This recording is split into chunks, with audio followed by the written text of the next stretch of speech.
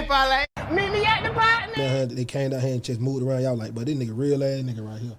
I know Professor Griff was like doing security at all the. Wow. At like 3, 2, 1. Yeah, that nigga knew that Professor shit. Griff, Professor Griff was like the first nigga who really embraced that whole Atlanta shit. A lot of people don't even know that. I remember being. So he been around down here like that? Yeah, man. Listen, I remember being on tour with Kids That Rock. This is when I had Kids That Rock signed in the '90s, and Professor Griff would be on tour with us. This was when we was out doing booty shake tours. Like when we would go do, it would be like me. He was military. Kids That Rock. What's my man Yin Yang when he was down in D-Rock. You know what I'm saying? Bankhead Bounce. Bankhead Bounce days. But and shit, Professor Griff was on some of them tours with us. He was on some of them dates with us. Just like you see in the video, the Public Enemy, when he had the military nigga, he knew all that shit.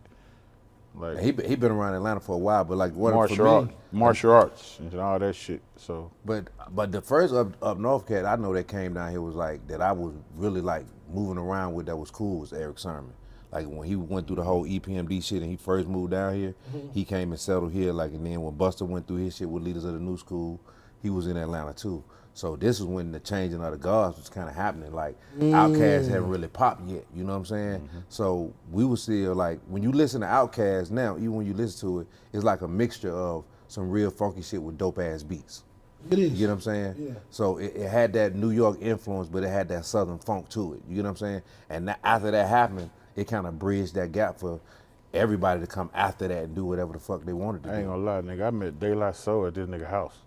He was recording out of his house. So he did a whole album with the De La Soul with Tommy Boy Records. That's how he got Kids That Rock to sign with Tommy Boy Records. He was already fucking with De La Soul.